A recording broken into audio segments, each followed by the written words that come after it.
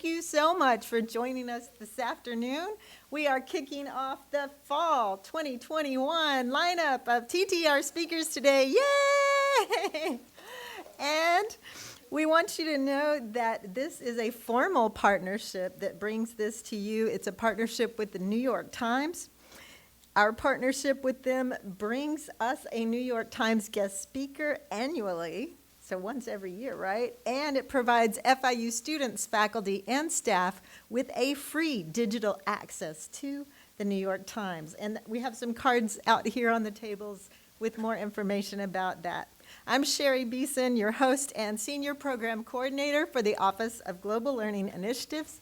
You've already met Anna if you came in from the back, Anna Prado, and our very own Lady Simone is back here as well. She is our queen of the Global Learning Medallion and more, like a lot more. So thank you guys for joining us today.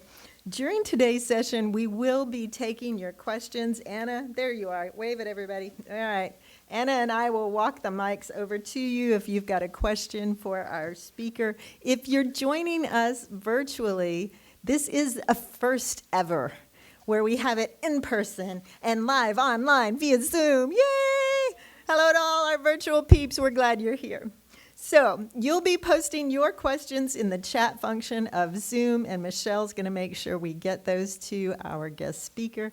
The rest of you can, if we can hear you, you won't need the mic, except that if you're not on the mic, you may not be on the recording, and we want you on the recording as well. All TTR sessions are recorded so they can be viewed later, and they are. That's an excellent place to see them.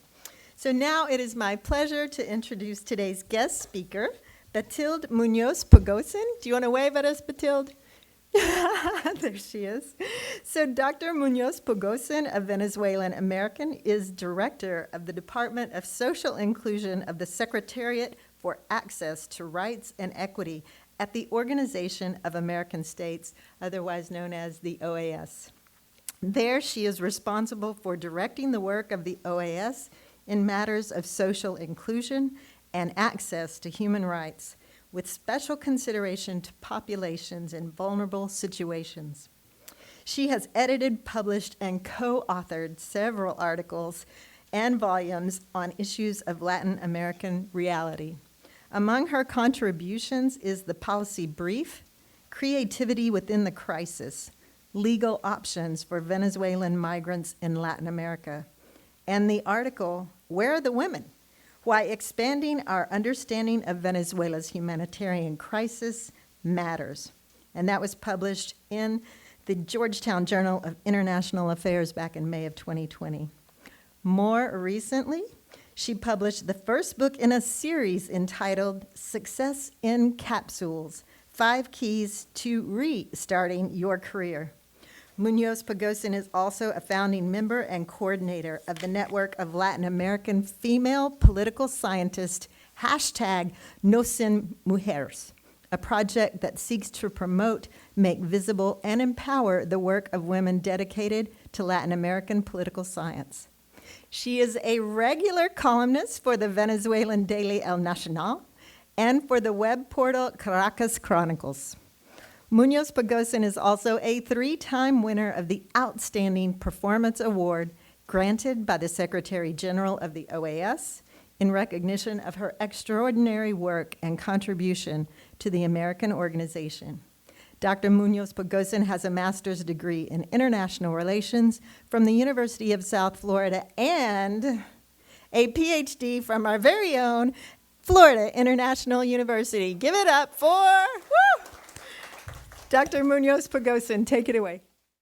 I want to thank Eric and Carlos Becerra at the FIU DC office for connecting me to Sherry and to this whole process of the Tuesday Roundtable series. And I'm actually super honored to contribute to these sessions to you students at FIU.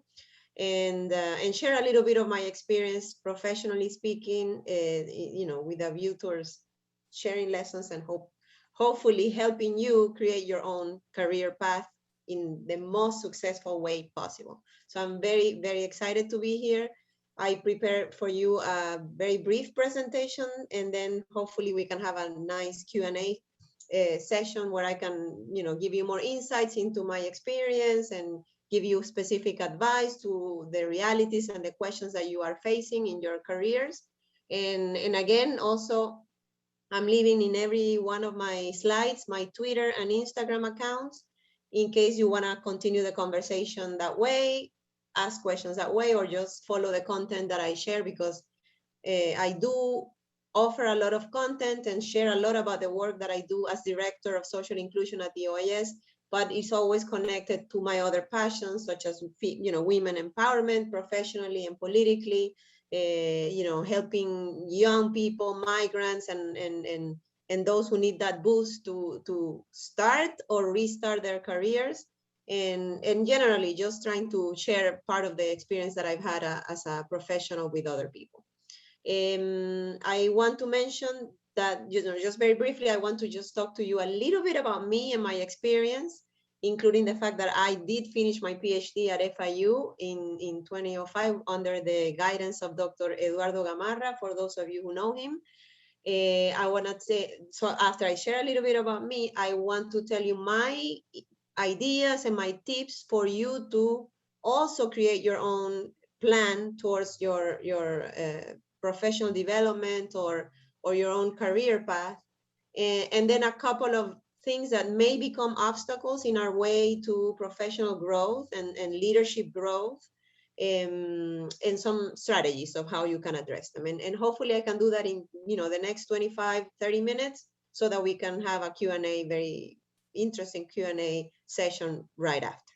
I must say that, as Sherry mentioned, most of what I'm going to share with you in terms of tips and strategies, I have tried to systematize in this book. It's written in Spanish for those of you who are able to also read in Spanish. It's called Éxito en Cápsulas, Success in Capsules. It's available in Amazon, and it contains a series of chapters specifically addressing skills that one must have when trying to advance professionally.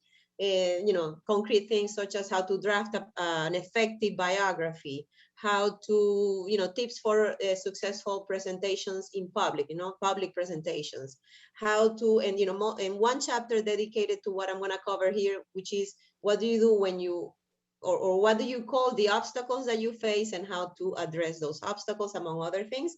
And I must say that I'm writing the second volume. These are both COVID-19 babies, because I decided to write the volumes when they told us we have to stay home 24/7, and this is one of the things I decided to do. I also must mention that a lot of what I'm going to share here today, of course, is based on my experience as a woman in the professional world, in a very masculinized world, but it's very relevant to other people. Of course, these are not things that only happen to women, although they tend to happen to women mostly. And a lot of what I'm going to share is also based in this article that that is published by the platform Apolitical, called The 7 Things I Wish I Would Have Known About Succeeding as a Woman in the Public Sector, because this is a portal specifically giving advice and trainings and sharing knowledge on how to be an effective public sector manager. And this is another article that I wanted to mention. If you want to read later, is open source. And some of the tips I'm going to share with you are also contained in this article. Now, this is a trajectory. Very quickly, I want to share a little bit about my trajectory, then my tips for you to start crafting your own. What are some of the obstacles we may face when building our careers, and then some strategies that have worked for me, again, based on my experience and in my, really my experience and the things that I've had to face and the strategies that I've had to come up. Very quickly, just to share with you, as was mentioned, I was born in Venezuela. Now the US is my home for the last 28 years. I came as a teenager when my parents moved to this country. So I've had the experience of, restarting my life in a new country, the experience of a migrant, as you wish, with, having found excellent opportunities and really privileges that include having completed my master's degree at the University of South Florida in Tampa, where my family still lives, and my PhD at FIU. From the optic of professional development, I must say that things that really worked for me when I was doing my master's degree and doing my PhD at FIU was finding the right mentors, right? During my master's degree, I found this mentor, Dr. Susan Northcott, that really opened my way and gave me opportunities. And for instance, under her guidance, it was the first time that I was able to publish in the United States in English, so which was, at the time, a major accomplishment for me. When I was at FIU, I was lucky to connect with Dr. Gamarra when he was director of the Latin American and Caribbean Center. So I was able to have a part-time job at the center while also on, being under his wing in terms of doing research and connecting to opportunities on the more academic field. So, those are some of the things that I want to mention. And I also want to mention that part of my own trajectory, that which was deliberate and intentional on my part, was seeking internship opportunities. So while I was a master's degree student, I applied and was fortunate enough to be selected as an intern at the United Nations, because I kind of, had this keen interest on international affairs and intergovernmental multilateral affairs. So I applied to the internship and I was lucky enough to get accepted.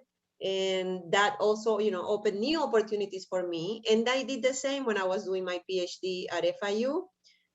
When I completed my coursework, I decided to apply for an internship at the OAS, the Organization of American States, where I still work. And when I was doing the internship, an offer, came. I was given an offer to start as a junior professional, which I took, and I have now built my career in the OAS, 20 years this year. Part of what I did started connecting my training as a PhD student and in comparative politics, international relations, to the work that I was doing. And I worked for many, many years in developing the methodologies that the OAS currently uses for election observation, standardizing a concept of democratic elections, standardizing questionnaires so that it wouldn't vary, that the questionnaires apply to different elections depending on who was in charge. I helped standardize that and connect that to the concept of democratic elections. I also worked on writing and developing and pilot testing methodologies to observe political financing systems, to observe how women and men participate in elections as voters, as candidates, as administrators of the election, and many other things that really consolidated and professionalized the way that the OAS does elections, even now, which is actually makes me feel very great that the things that I contribute to do are still in use in the OAS, and have positioned the OAS even more as a professional, reliable reference in terms of election observation. And starting in 2015, I became director of social inclusion. I must say it was not a change that I sought. It kind of happened, and we can talk a little bit more about that. Just the lesson there is being flexible to what opportunities may come, and because you will realize later how valuable those changes and those, even though you are not seeking them, can be to your professional career. And in this role, I actually lead the OAS agenda on social inclusion that includes poverty reduction, advancing economic and social rights, working on the inclusion of vulnerable populations such as Afro-descendants, indigenous peoples, LGBTI people, peoples with disabilities in the region. And lastly, just so I show you the connections, I'm also responsible for implementing the OAS mandate on migration and forced displacement. And the connection here is that I feel very privileged to be in this position now that we have to address the challenges associated with the largest displacement crisis the region has had, which is the displacement of over 5 million Venezuelans in the last 3 to 4 years, right? Even though it's a very, sad situation, I just feel very privileged that I can contribute to this agenda in the role that I have at the OAS, which I wouldn't have been able to do if I would have kept that other job. So, but we will put that on the side and take that again later. Now, I explain all of this because I believe that this, building a successful career doesn't happen. In Spanish, we say, no cae del cielo, no? It doesn't fall from the sky. It's not something that, is a matter of luck. It is a combination of deliberate planning on your part, and of course, being flexible to take opportunities, but really taking the time to sit down and knowing yourself, knowing what you're good at, and deciding what you need to, and kind of develop that end game, as they say in English, and deciding and planning what it is you need to do to get to that point, right? So I believe this is possible, and I think it's very possible to create your own successful professional trajectory that is aligned to something that becomes your livelihood and can make you even financially stable and successful, right? So this is possible, but of course it requires deliberate planning, a lot of discipline, and put in the hours, because again, it doesn't fall from the sky. So if I had to kind of tell you the things that I did to plan this career, first of all, I would say know yourself. No, take the time, and if you're during finishing your bachelor's degree or doing your master's degree, you're always on time to do this, because this is something important that you need to do and create time for. Sit down and understand what are the things that are your passion, what are the things that you feel really productive doing, where you feel the happiest, right? Hopefully start thinking in practical terms of, can these things become my livelihood? Second of all, consult people around you where they see you the happiest, the most productive, the más realizado, no? The most excited to be working on, and then compare what's your own assessment with what other people see in you. And this could be your close circle, or it could be your close circle plus a little bit people who may not necessarily be your friends and family, but you interact with, that can help you kind of narrow those topics down, or that are of your interest. And once you have this clear, my third recommendation would be to identify a reference, a person that you consider is somebody that kind of inspires you and could be one of the ideals of how you want to see yourself in the future in your career. And then don't be shy, be assertive, engage with that. Even you may think that is somebody unreachable, or that may not return an email or a text via LinkedIn. Reach out, engage with them, because my experience, at least 90% of the time, is that people want to help. And if you give them the opportunity to help you and guide you, and if you do it not in a transactional way, just because you want to get something out of them, but because they really inspire you, and you see something that reflects who you want to be, and qualities that you admire, and hopefully that you can generate something of value to them, these are the type of relationships and reference that you want to find. The fourth thing you need to do, in terms of tips, is to, as I said, make the time, sit down and write your plan. This is where I am. This is my ideal of where I see myself, feeling happy and contributing and excited about my career. Then what do I need to do to get there? Do I need to take additional courses? Do I need to try a different line of work? Can I find volunteership opportunities? Do I have to do an internship? Do I need to develop a new skill? Do I need to save? Because my trajectory where I see it is in having my own business, or having my own social entrepreneurship project. Different things that require money. Do I have to save? Do I have to build a network that could invest in the project that I have to offer? I mean, you have to ask yourself all these questions and then create a plan based on those questions. And the fifth point that I want to make is that, these things don't fall from the sky. It's not a divine inspiration. It's something that you need to really think about. and then put in the hours of work to get it done. No, so discipline, discipline, discipline, work, invest on yourself, invest the hours, invest the energy to study what you need to study, do the internship, even though you have to have a second, have the job that pays your bills, whatever you need to do. With discipline and organization, I think most of the time it is possible to do. And then if not, there's people that you can reach out to get support. Now, if moving on to the obstacles to professional growth, I will have to say that if you do the work and you are consistent, I believe little by little opportunities will start falling on your trajectory that you will have to take and give your 200%, 100% of the time.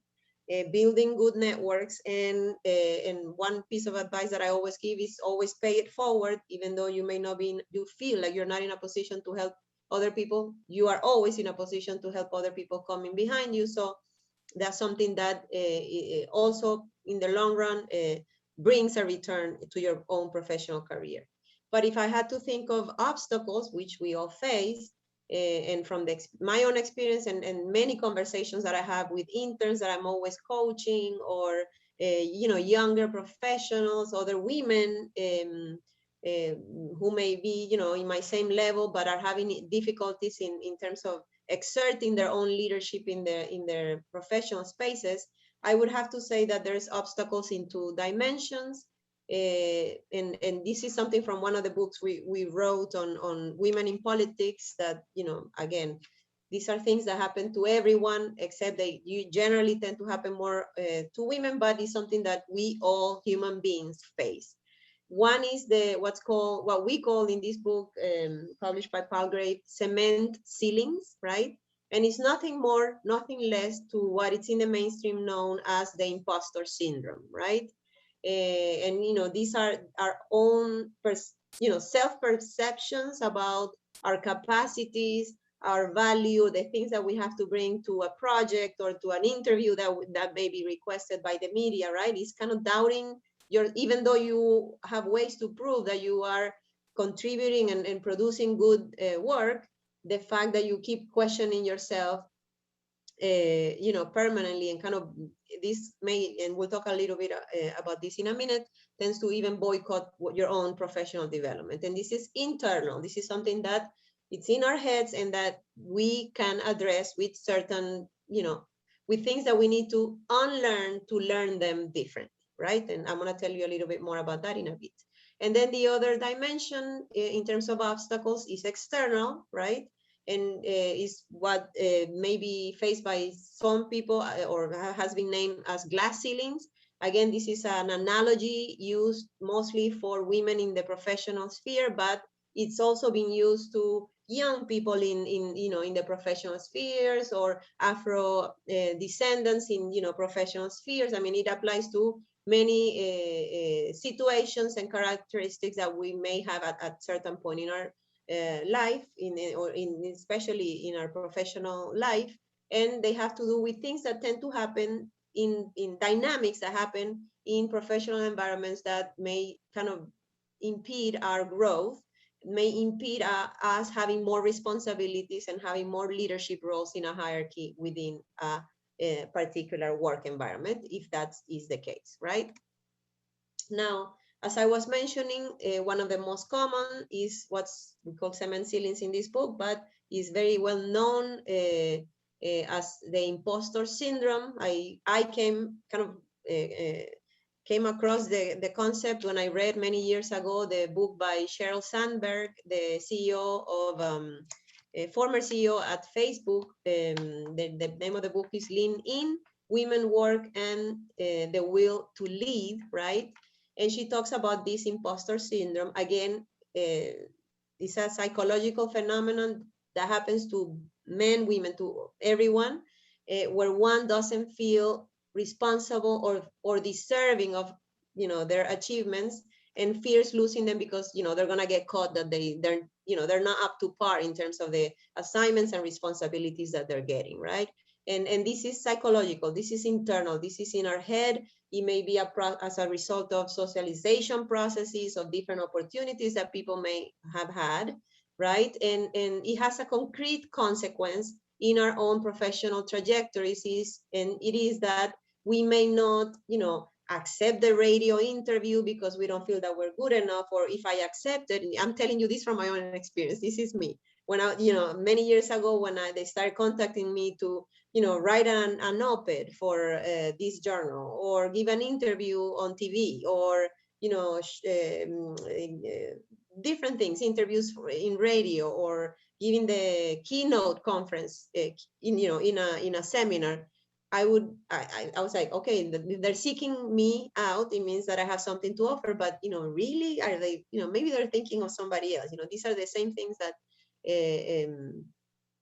are part of this imposter syndrome. And then if I accepted them, I studied like a month before the topic. And, if I could, I took an online course that I could, reinforce the things. And I read what was being said in the literature, and I read what was being said in the media, just so that it's really over preparing instead of trusting my own knowledge and my own experience. This is what's called the imposter syndrome. And again, it has very concrete consequences, because we may kind of not accepting opportunities, and more assertively owning up those responsibilities because of this imposter syndrome. So I bring it out because it's important that we are aware that we may have it full blown, or parts of it, or levels of it, and that we need to address them in order to keep growing in our professional careers.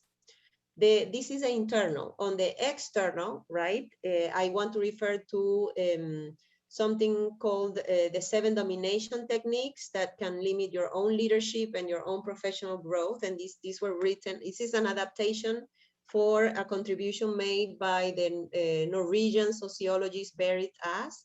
And she mapped it out for the particular case of women in parliaments, in the Nordic parliaments at the time, but it has very concrete applicabilities in professional environments. And let me just quickly go over of these manifestations of resistances that you may face in professional environments to your contributions and to your own leadership and growth. The number one is the making invisible.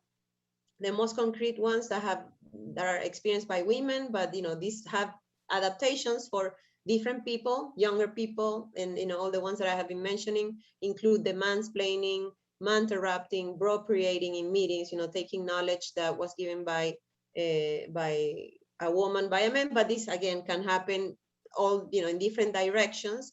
And the whole point is to not make visible the contributions that someone is making in a meeting, project, professional environment.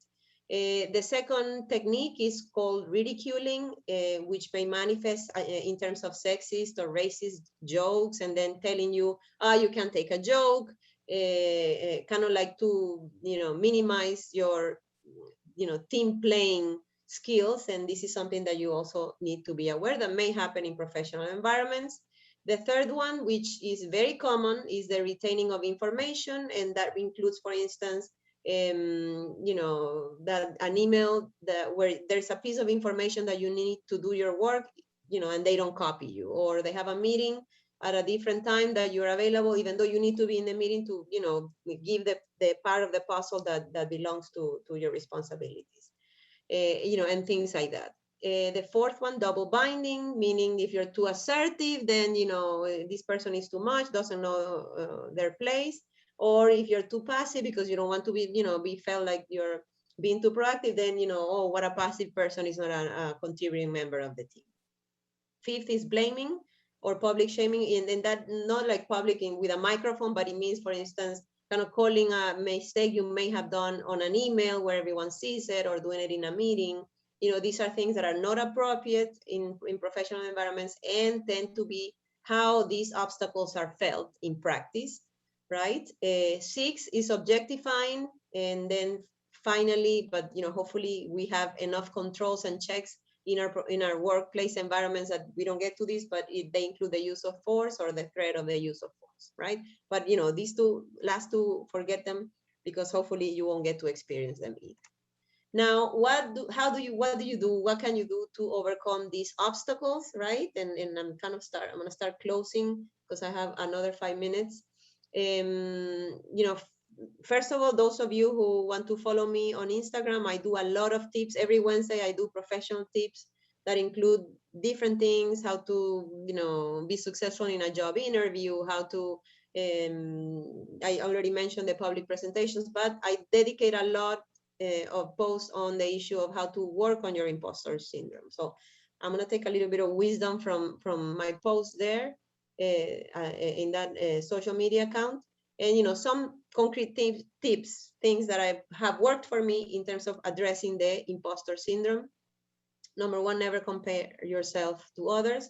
Las comparaciones son odiosas, we say in Spanish. You know, there's no point in comparing yourself to others. It's always good to compare yourself with yourself and ask yourself the question, am I better today than I professionally than I was? Am I in a better position today than I was yesterday? If I'm not, what do I need to make to change, or what do I need to do differently so that I make sure that I am where I want to be tomorrow, right? So that's the only comparison that is allowed.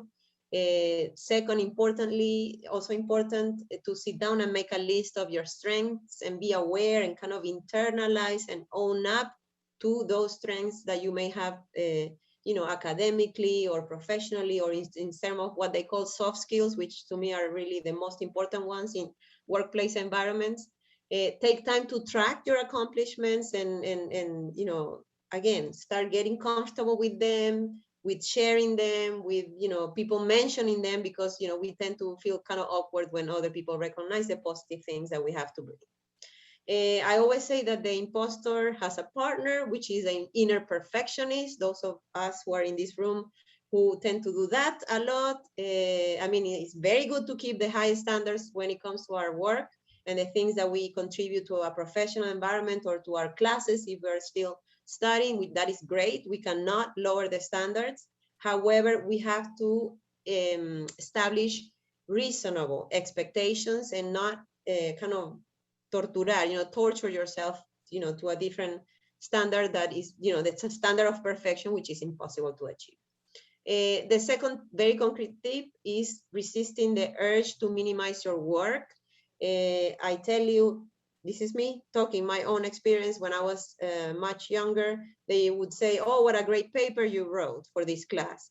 And I, instead of minimally saying, thank you, I worked a lot on it, I would start saying, oh, but it wasn't good enough. I didn't address this. I didn't have time to, you know, include that. And this quote, this, you know, wasn't complete, etc., etc. So this is something that you need to start practicing. No, don't minimize yourself. Minimally say thank you. And hopefully in the future, you can learn to give yourself credit too. I mean, not just accepting it, but saying, oh, you know, yes, I worked a lot on the paper and I found that, you know, answering this question fascinating. And I learned so much, and I think I did something different that, you know, other scholars had not done when they wrote this paper, blah, blah, blah, right? And then the third one is always be kind to yourself. Never use negative words to refer to yourself, and use as much as you can words of affirmation. Sounds simple and kind of like a little bit of self-help, but it's very, very, very important in terms of addressing the imposter syndrome that will be necessary to be addressed if you want to be successful professionally. And I close with my tips on, you know, how to address those factors and manifestations of the resistances to your own professional growth that are found outside of your head. And this requires, number one, mapping actors. As soon as you get to a professional environment, map out who are the actors who would work with you, who are going to work against you, who are neutral, and then devise the strategies and find the allies to make sure that, you know, you have everyone working, or at least, you know, on a professional level. I'm not talking this on a personal level. Everyone working to where you want to go, and everyone hopefully helping you to get where you want to get. The number two tips is actually a technique that was used by women in the Obama White House. It's called the Amplification Technique. Okay, I wanted to stop it before it sounded and I couldn't do it. The amplification technique is really something where you coordinate with colleagues and allies before meetings so that when you and other people, because you may do this also for others, make an interesting contribution, propose, make a new proposal that wasn't thought of before, you give credit to those who say it, and everyone kind of supports that. And, you amplify each other in meetings. Number 3, I already kind of alluded to this, which is building smart people-focused networks, meaning find your reference, find people who are strategic to your professional development, and seek out a genuine, smart, as I said, people-focused relationship with them, not a transactional one where you get stuff from them because people know it when you are seeking them out because you want something out of them. People know it, and if they see that it's genuine, that you admire, and they inspire you, and that and if you can think of things that you could add value to them, these are the networking. This is a networking that kind of is sustainable and lasts throughout time. And 20 years may pass and you're still in touch with that professor, like I am, for instance, and he sends interviews to you, and he gives you opportunities and throws your name when when something that is around your topics of interest and the things that you work on, when he sees that they are there for you. Number 4, find sponsors who advocate for you, kind of similar to this. This is the highest next level of networking. Number 5, learn the domination techniques that I just mentioned and be aware of them. Call them out when they happen, not just to you, but other people. Don't be a passive observer. Be assertive, call them out, and hopefully address them with, difficult conversations. Actually, there's one chapter on the book on how to have difficult conversations, right? And this is doable. And number 6, to you young people who are connected to social media, and maybe not be so young, but I'm also connected to social media, I have found that this is a great way to share in a responsible way, share what you're doing, share your interests, share your professional results. It's kind of democratizing the access that people have to the information about your work, so make use of them. I will stop here because I'd rather now hear some questions. I'm leaving you here my Twitter, Instagram, and other social media accounts, as well as my OAS email, if you want to run your biography by me, or have any questions on what to do. And I'm actually always happy and eager to help young students and colleagues, in their professional development. So I will stop here. Thanks for the opportunity to share this with you, and ready for any questions you may have. We have mics for anybody who has a question, and then we also have questions via the chat function in Zoom. So who wants to go first?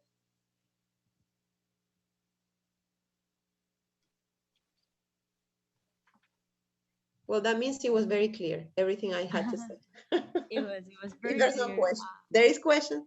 There is a question. Yeah, I'm Camila Castillo. I'm from Venezuela too. I I really appreciate your path because I also want to work on human rights and civil development. So it's very interesting. But I wanted to ask you more of a personal question, and is what are some things that help you know yourself better, like get at that stage of where to go and how to do it, and what were your stance in all of the things that you're doing? How, like, what were things specifically that help you get there? Well, I would have to say, I mean, you are studying at one of the greatest universities in the US, and so well positioned on the issues of human rights, democracy, security. So make use of the resources that you have at FIU. Don't passively kind of go through your classes and do what you have to do. No, do more. Take every opportunity that you have. For instance, I was at even at USF in Tampa. I got involved in clubs. I showed up one day to the Latin American and Caribbean Center and said, "Do you need my help? I don't have a lot of time because I'm studying, but I have 2 hours to spare.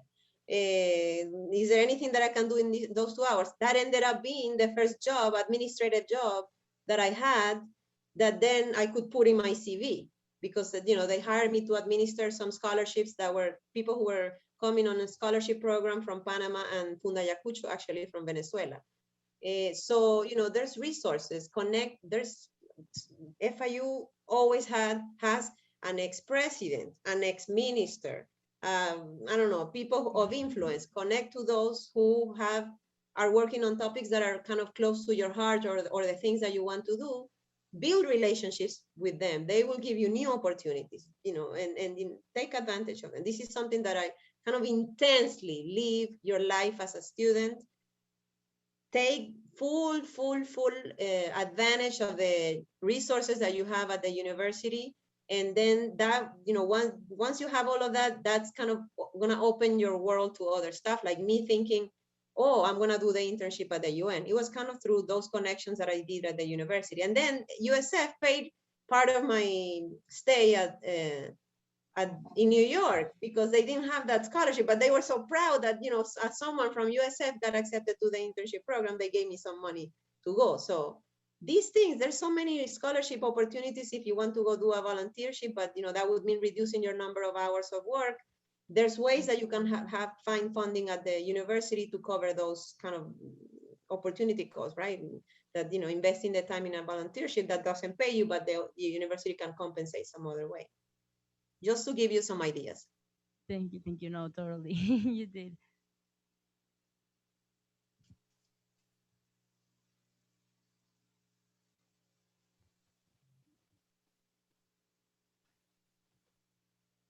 Hello, my name is Tamara. I just transferred here. Actually, I started my first first year at FIU after I transferred online, completely online. So now it's my first time on campus, and I'm a senior, and I graduate in the summer. So I'm trying to take as much like advantage as I can of the campus, of the resources, like meeting new people, making connections, and all that. But we're college students and we have to work to meet up with our expenses. So I'm Of course. really lost between those two things. Like, do I put in all my like free time to work, or do I put in like few hours of work which I really need, and then like spend the rest coming to meetings like this and then socializing and making connections. So it's just like navigating through these two. Mm. It's really stressful within like the time frame that I have here. Yeah, and it is a difficult situation, of course, because I understand. I mean, you have jobs that pay your bills, and if you live on your own, even more. I understand, and it's not an easy answer. I mean, it's a very personal answer in terms of how you want to accommodate things. But if you have the possibility of, working whatever the number of hours you need to kind of cover what you need to cover, and devote, because it is ultimately an investment to connect via, dedicate times to meet with professors, to do a volunteership of, opportunity to kind of invest, to go to Washington, D.C. with the FIU, office, Right. opportunity in terms of internships of the Hamilton Scholars Program, whatever they have, right? It is ultimately an investment, and it's going to bring stuff back to you in a very positive way.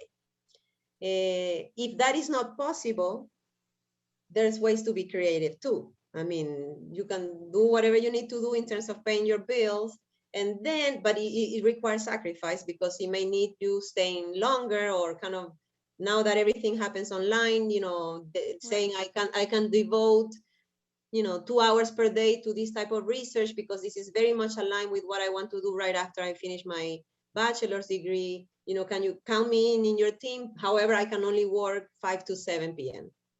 I will tell you, when I was doing my PhD dissertation, right, I was working full time, traveling to the region for work and everything. And that was very hard, like, one of the hardest things I've had to do. And then what I, thinking creatively, and it was very hard, but I decided to start waking up at 5 a.m. so that I would write 5 to 7, work on my dissertation, to then go to work, because I couldn't really produce much in the evening. I'm not a night person. I'm a morning person. Kind of like had to, for almost 3 years, change my schedule, and it was a sacrifice, but that was the only way for me to be able to complete the dissertation. So again, I did what I could. I could not work. So I changed things around a bit so that I could still do what I needed to do. Because again, now I can tell you that the fact that I have a PhD was instrumental for me to have an executive position at the OAS. That changed how people looked at me, that changed the way I connected to people, and it gave me the chances to become a director within such a difficult hierarchy, because these organizations it's very difficult to grow within them. And I attribute that to the investment that I did on the PhD. Was it easy? No. Yeah. Was it fun? No, I didn't have much fun. Only the separated strategic moments in the year to have fun and not study, but it was very hard. Okay. Your answer is very encouraging. Thank you so much. No problem. That's the idea.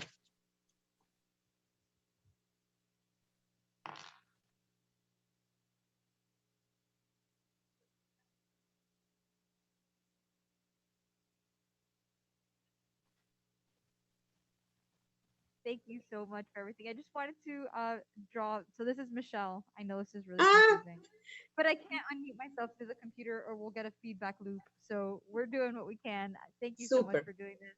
And this hybrid model, I think, is working out fabulously.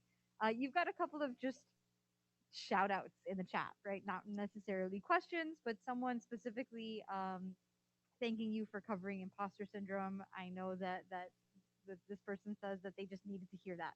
And sometimes so many of us, that's it. We just need to hear somebody else speak out loud the struggles that we ourselves face, and that's an Yep. absolute inspiration. So yeah, I just wanted to call your attention to that. Thank you. The lovely Thank you comment. for those comments to whoever did them. That was the idea. I mean, the issue of the imposter syndrome is something that when I read the book, I'm like, yes, exactly. This is what I feel when they ask me to give a presentation. I'm like, are they talking about me? Me? These are situations that happen to you and that you need to, it's very good that now it has a label and that we can address them, and there's ways to address them. So think about your own syndrome and how you want to get rid of it. Sorry to interrupt. It's Tamara again. I had a question. I have a paper on microaggressions, and you had a slide on microaggressions. So I wanted to ask, where can I get more info about that? If Yes, I can possible? send you maybe through Sherry and Michelle. I'll send you the link to this work. It was done in the 80s by this sociologist in Norway, and she kind of did the categorization based on behaviors that that women experienced when in parliament in the Nordic countries. Wow. But it really happens in professional environments, at the OAS, and everywhere. Thank you so much. Yes, thank you. I'll send you the source, definitely.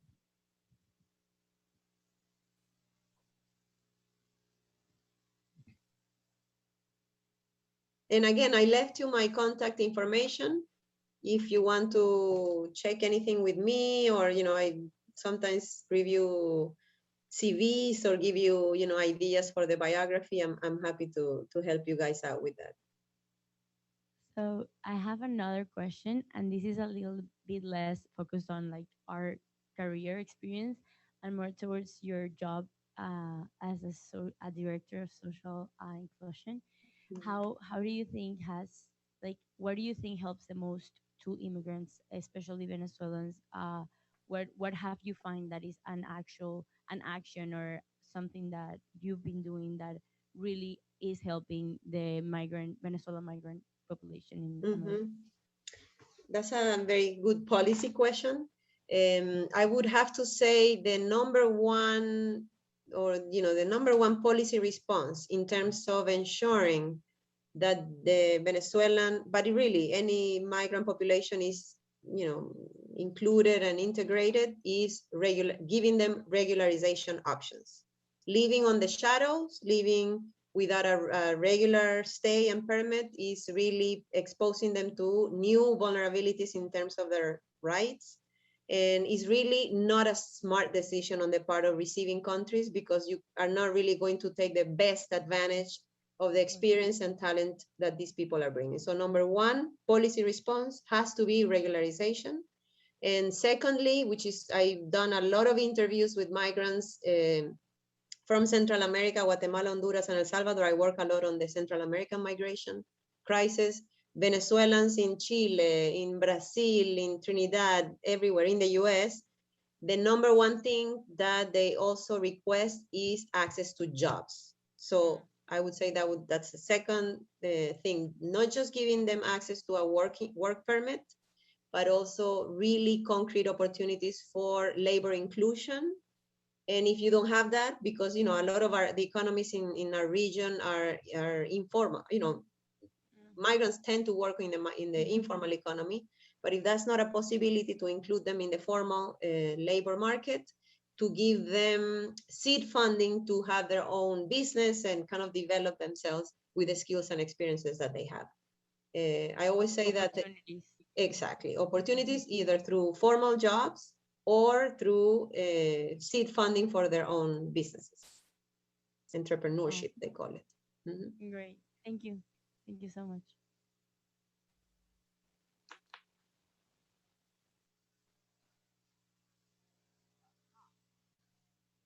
We have 2 minutes.